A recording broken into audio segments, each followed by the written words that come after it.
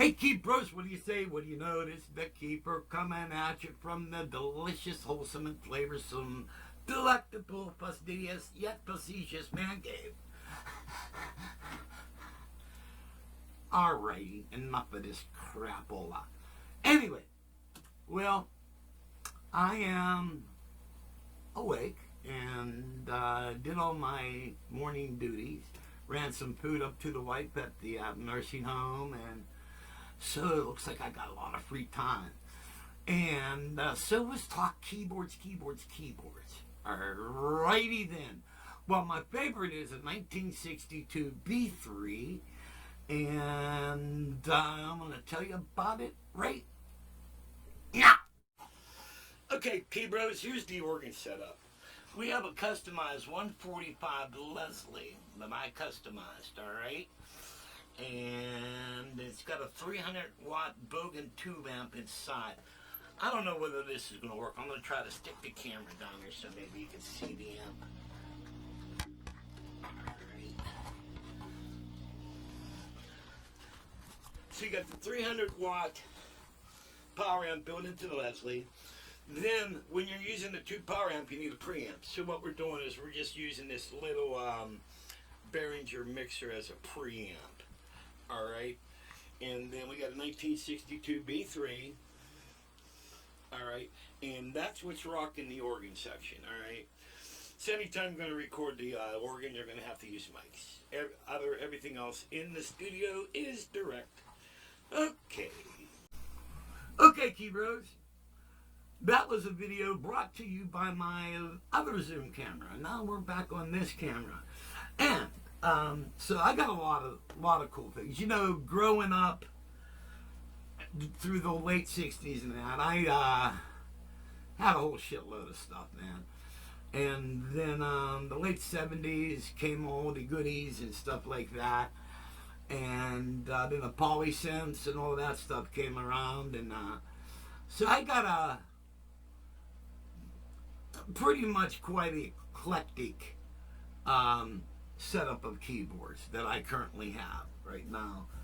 I had some cool stuff before. I had a Juno 60 that I was able to sell for triple the money. Well, actually, quadro the money. Some guy paid me $3,800 for it. I think I bought it brand new for under $1,000. But anyway, you throw that much amount of money at me, I got rid of it. Now, the only thing I won't get rid of is my B3. And that B3 has a lot of history behind it. A, that was the first keyboard my fingers ever touched at age 6. B, I made my first professional appearance at a nightclub playing for my brother's band. I played the whole first set, alright, with his band. And also I played keyboards, and I had to play keyboard bass because they were a horn band. Alright, and I did that before a live audience at age 12 on this very B3. So, I mean, this is like, how many of you have your very first keyboard you ever played? Well, thanks to the grace of God, I do. So that's won't be, it's not up for sale. I was offered like $5,500 for it at one time, and you know, I don't know, maybe 55,000. I might maybe bat an eye, maybe, I don't know. But so there's the organ and stuff. Now there's a something else is really cool. It's the newest keyboard that I bought, and we're going to talk about it right now. Okay, Key Bros, this is the baby. And I know a lot of you guys have been looking at this. And this is the Behringer Pro 800. Alright. I call it the Prophet 8 because it's patterning off the Prophet 6. Alright. But they made this 8 voice. Alright. And I have a buddy who had a Prophet. He still does. And he says this layout is almost identical. All right. Now, the Behringer always throws some extra stuff in here. All right. So it's a very, very awesome keyboard. Then I bought this zoom pedal to go along with it because this don't have no effects in it. All right. So you could run, I think, up to 8 effects up to one time on this puppy. All right. So I bought this zoom pedal, which I'm kind of considering taking it out of the mounting here and putting it down where I could really go to town with it. All right. But this is a really, really cool keyboard, or a cool module to like really, go to town with. And we're going to get to this, all right? When we switch back to the other camera, because the other camera is going through direct out, so we can really get some nice quality out of that. Okay, gang, back to me. Yeah, man, like what I just said, that Pro 800 is really cool. And we're going to get to that, you know what I mean? But there's a lot of really other cool stuff here that I collected and keep. My all-time favorite keyboard is the Korg Triton Studio, which is right here. This is a 76 version of it. I love this thing. And then I bought a Korg Cronus X, all right? That was a 61. I ended up selling it. What I should have done, I should have kept it. But at the time, I wasn't playing. So I was thinking of, from a man cave perspective. And the fact that it was in the man cave, and when I went to use it for a recording, it sounded good, but the Triton did these sounds better. So I ended up going to the Triton, all right? And so basically the Cronus kind of sat underneath a towel for 2 years before I sold it. What I should have done, though, I should have kept it and used it in my live rig. And it would have been awesome in that role, all right? But the thing is, if you own a Triton and then you buy a Cronus or a Nautilus is big thumbs down, no controls on it. Where on a Cronus you had controls out the ass, all right? So big step down going to the Nautilus. I don't like it. But if you had a Triton, then you bought a Cronus, you're not going to like the Cronus because the Triton just has its balls to the wall, all right? So, but then I also got the original Phantom, the very first Phantom made. It's called the FA76, all right? And that is a badass keyboard. It's just got so much stuff on it. It's just totally outrageous. And the lead guitar on it. Well, the lead guitar on that's on all my originals, all my recordings. All right. Now, on top up here, I have a really cool keyboard. It's the Roland VP-550. All right. And let me show you some of it right now. Hey, gang, look at this delicious, wholesome, and flavorful puppy. This is the Roland VP-550. All right. And what this is, it's a vocoder. And then it also does, like, I call it stacking vocals. Hold on a minute. I don't know whether this is turned on or not. Yeah. Oh, I know why. Yeah, there we go. Okay. Yeah.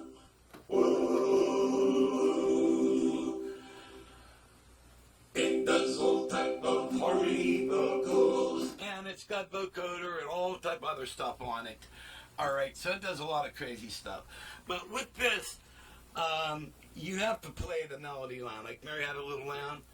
If you go, Mary Had a Little Lamb, but don't trigger until you, Mary had a little lamb. Alright. So, and it's got strings on it and all type of stuff. It is a very awesome keyboard. And I use this a lot on my harmonies, and also with the vocal, I can do Peter Frampton type of stuff and all type of craziness on that. And it's got a nice, you can bring the vocal up here, and you can kick this up, and it's got beautiful effects built into it. Nice reverbs, all right? So you can have like your lead vocal and your harmonies, and then, all right, so that's really, really cool.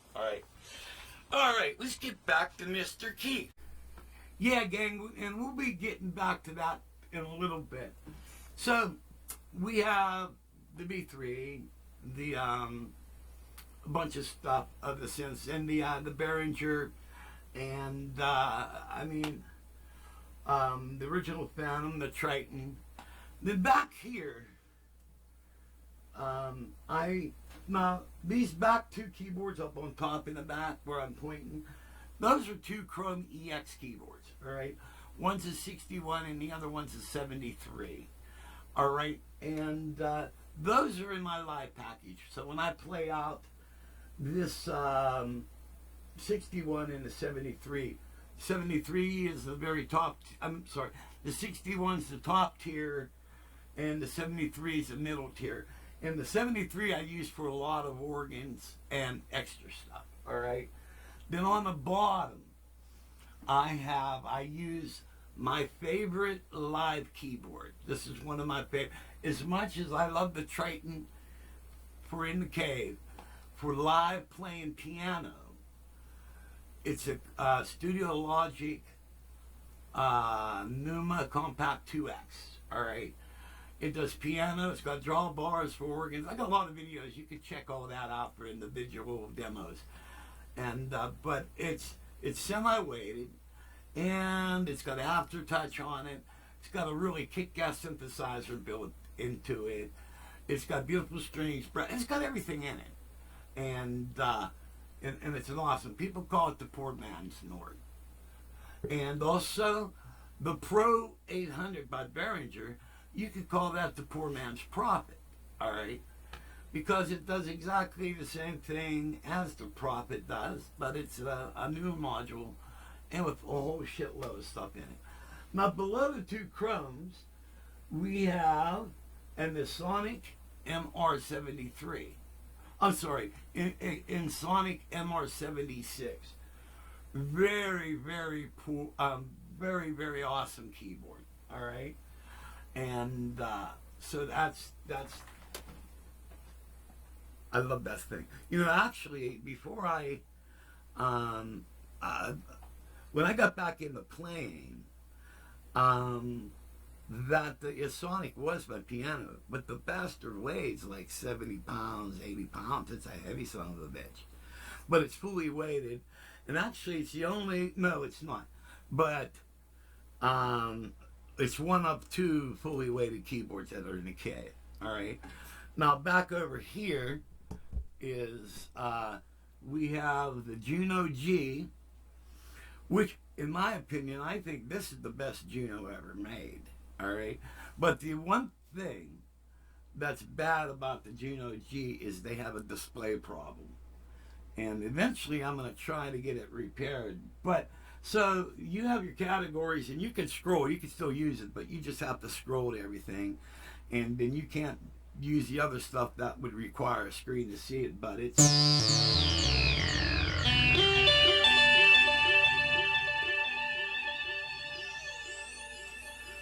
a badass key. And if you need some really off the wall, crazy ass synthesizer sound effects, this is your buddy to go to. All right. Now below that, which is above the B3, the middle thing, this is a Studio Logic 88. This is fully weighted, and this got the wooden keys and the fully graded and all that stuff, whatever they call that. And then I'm playing I'm using a U220 module for that. All right. Now let's go over to Synthesizer Row. Right now. Hey gang, here we are. Now at the bottom of Synthesizer Row, we have some synthesizer pedals, all right? And they run off of a computer, which is down there. I don't know if you can see it or not. Hold on, I have a flashlight, but It disappeared. Okay, and so we're going to get to messing around with these MIDI pedals, all right? And then I acquired this very awesome keyboard. This is a Korg X5D, all right? And basically what it is if you think back to the 90s, if you guys were alive back then, there was it's kind of like a combination of a couple of these boards. I'll give you a couple examples. It's a modern version of a Korg M1. Remember that beast? All right. Also, it's a version of the X series. Remember the X3, the X2, then the N264 and N364 and all that. And this uses the O1W engine. All right, so you got some O1W stuff in there. All right. Now, sitting above this PRP, we have the Roland VR09B. Alrighty, this is a newer keyboard, as you all know, and it's very cool. I have it over here in the synthesizer section because A, it has a built-in drum machine in it, and it does some really, really good synthesizer stuff in it. And you can use the drawbars to program the synthesizer along with other stuff. Also, that's the way the NUMI synthesizer works.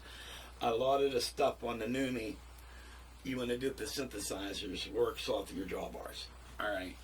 So basically slider, but very cool keyboard in this section. All right. And then we got some modules over here. We got a Roland JV880 module, which I was really surprised with this thing. I never heard of it before, but it's got some really awesome sounds on it. Alrighty, and but I got this light on it because the display is dead. It don't light up, but you can see it. You know, you can read it actually with this little light above it. Then back above this, I have a Alesis S4 Quadra module, 64 voice sound module. All right, and this got some really, really cool stuff on it. All right. Then above this, we have the Roland A500 Pro controller, and this works to profit.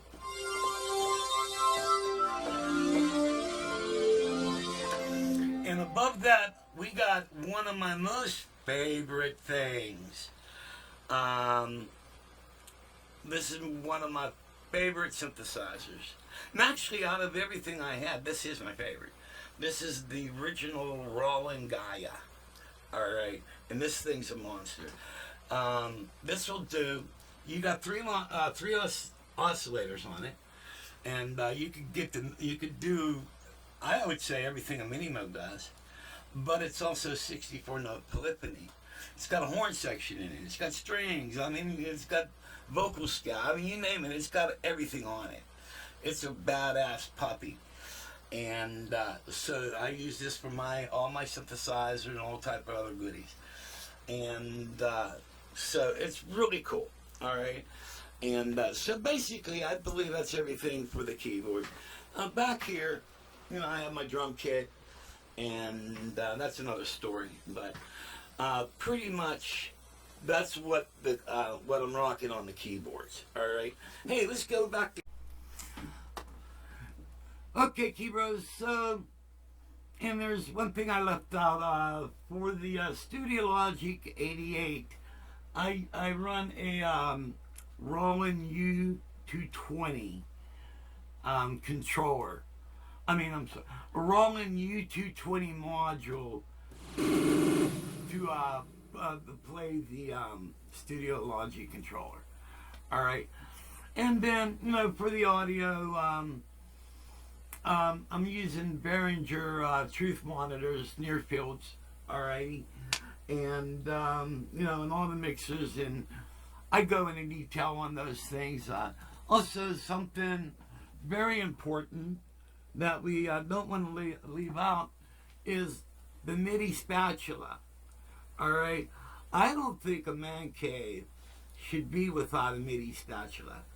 And from what I understand, this got all type of MIDI inputs and outputs on it, and so you know you got to have a MIDI spatula, otherwise your cave ain't complete. So we'll just hang this one back up here. All right, so what we're going to do is we're going to make some noise. Y'all want to hear the keyboards make some noise, so we're going to have some fun with that. Starting right now. Okay, Key Bros. Now, we're hanging out right now in front of the Sonic MR76, and this is such a cool keyboard. I'm going to show you something really, really awesome on this.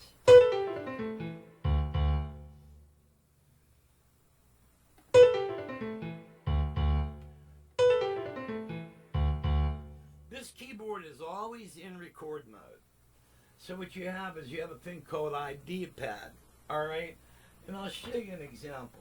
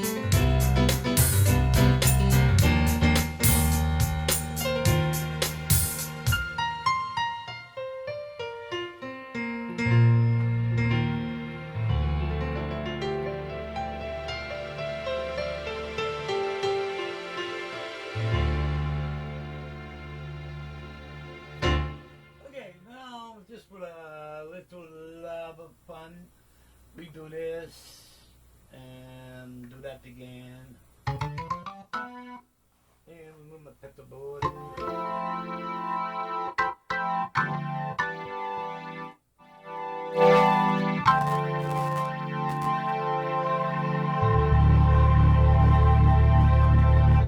Okay, now we're going to hit start.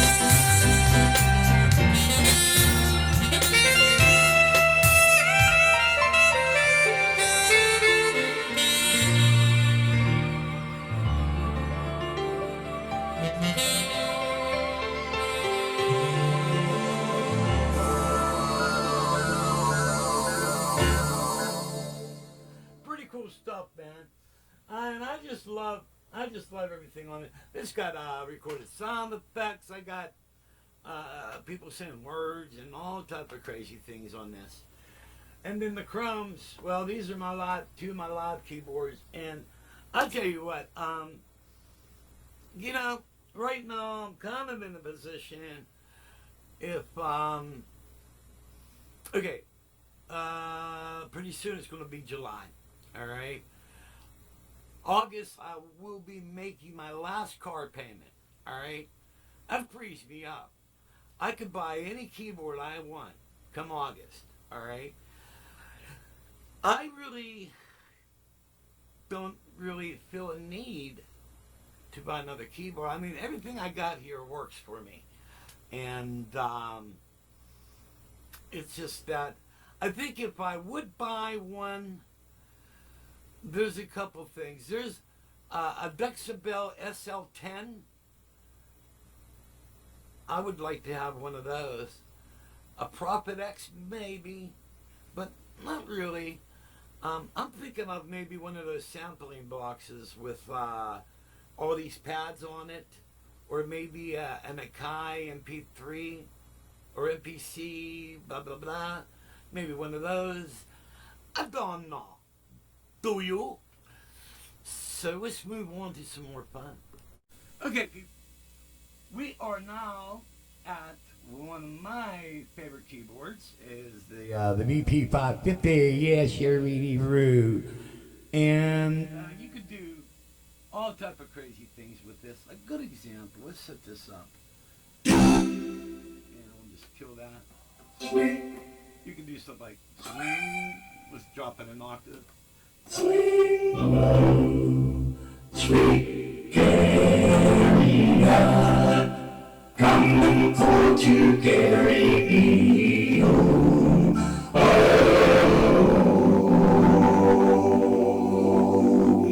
swing low, carrier, come for to carry me.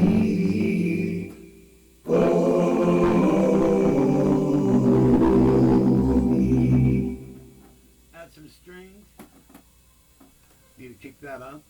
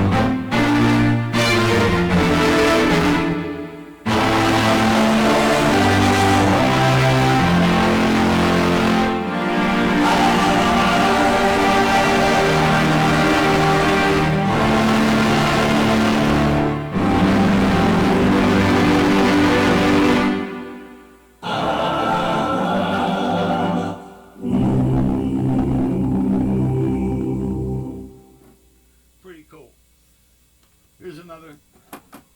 Oh, we need this up. And drop that down.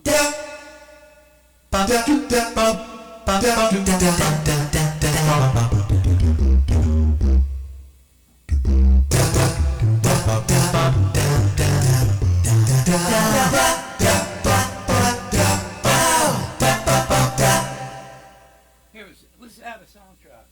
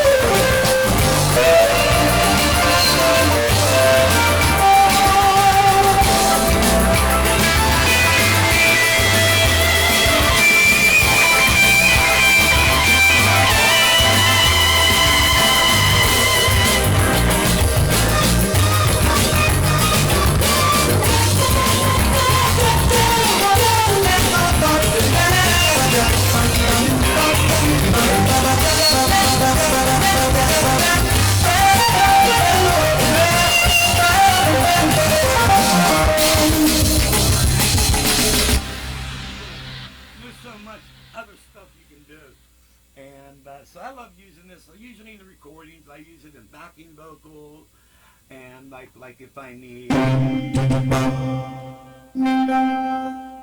some crazy vocoder sound, I can even talk like a siren from Battlesport Galactic Time. Okay, let's move on to synthesizers. Okay, gang, now we're in this area. I call it Synthesizer Road. I'm going to come up with a newer name that's more cool than that. But I've got all my goodies here, man.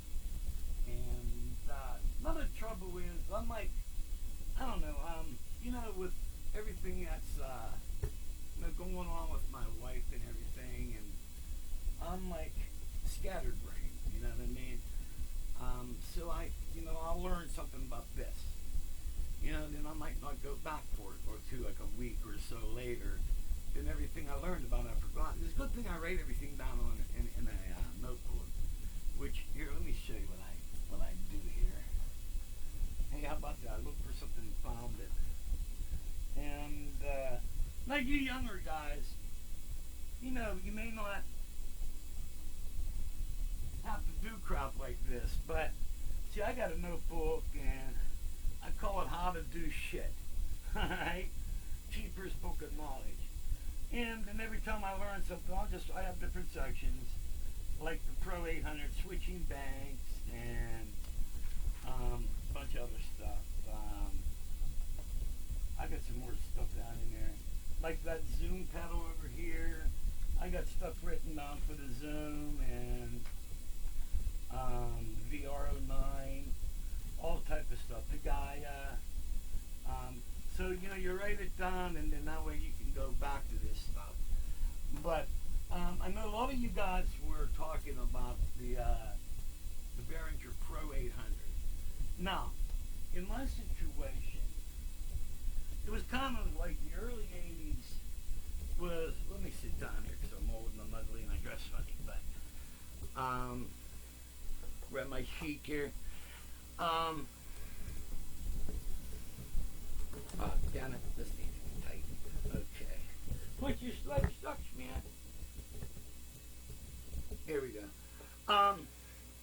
Like, when the DX7s and all that stuff came out, I was going through divorce and a bunch of other crap, and I was playing a lot, but at the time I owned the house, then the wife moved out and all this other shit, then I had to pay for everything, and had 2 vehicles, had to pay for both of those, and a bunch of money crap.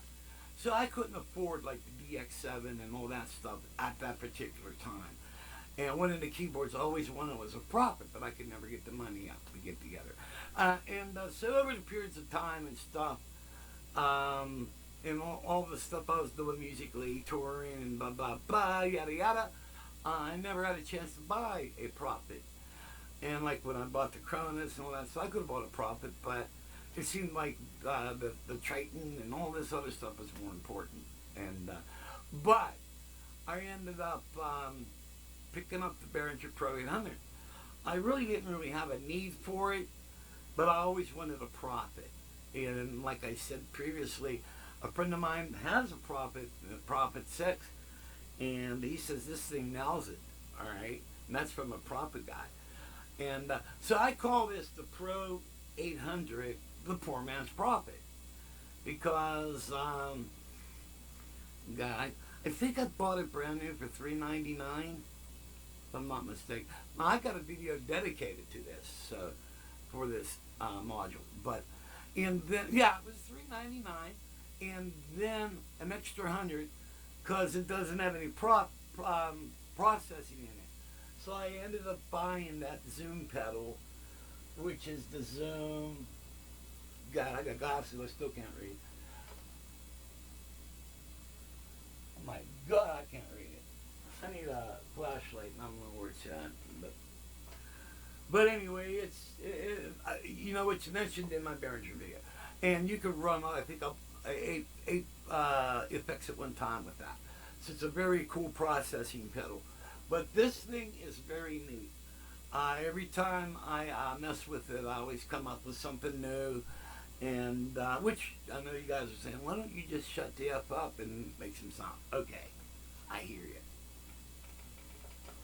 you know, you guys gotta bear with me, all right? All my friends are musicians. They're all out playing. They're busy practicing with their bands and stuff. My wife is in a nursing home and sometimes at the hospital and all that. I have no one to talk to. And me to sit there and sit at home all the time and be quiet, I think that's why I'm like buku dinky now. But okay, we're gonna mess her up. Like I previously stated, I got the Roland VP-550 controller hooked up with it. So. Wait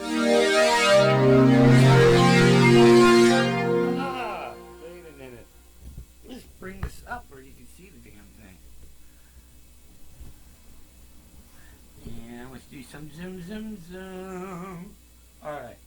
Right now we're on the program. It's just 812.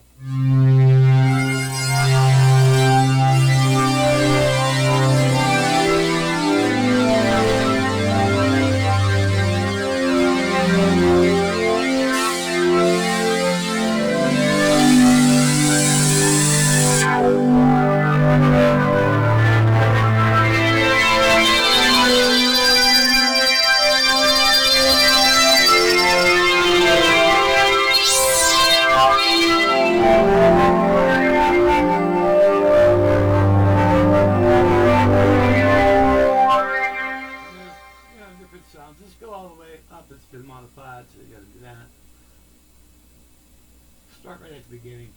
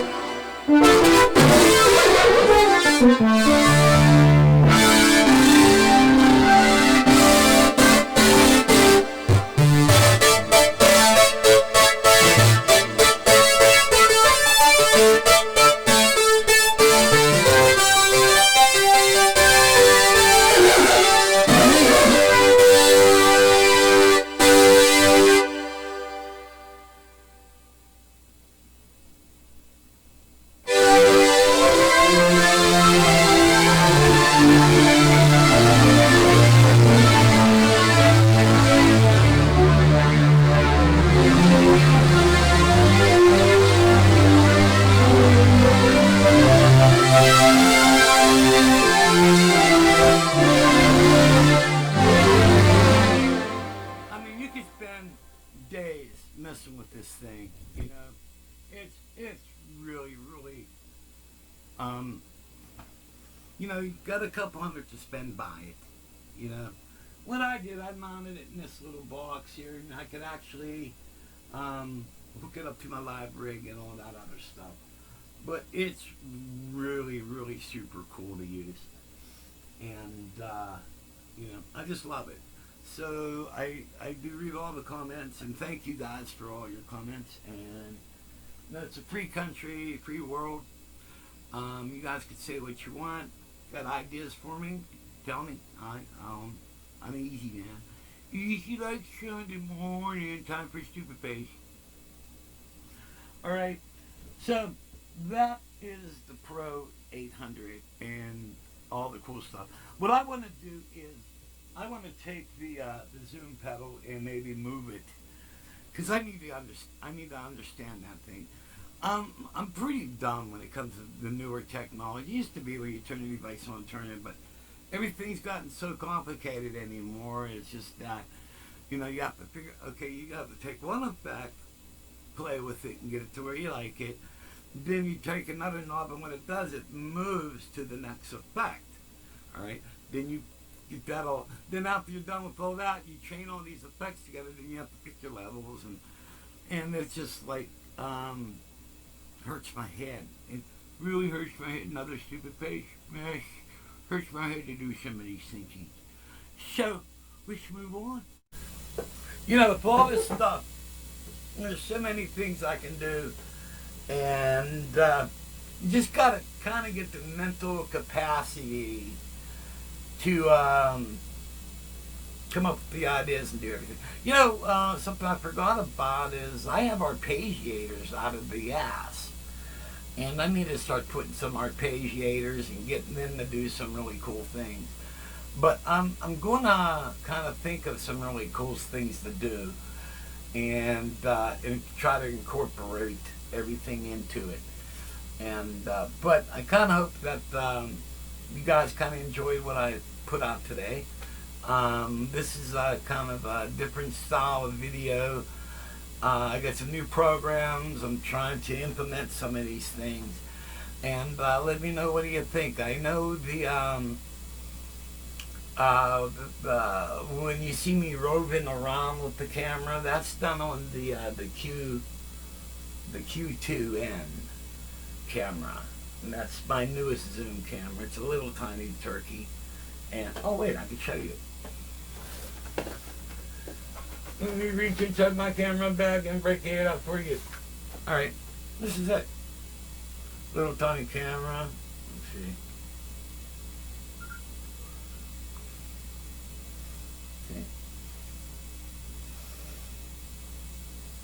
And it's got some really cool things. I know it's got a different type of videos. You could shoot like antique style, and you could do some really cool things, which kind of you just gotta kind of get back to experimenting with it. And there's so many things, you know.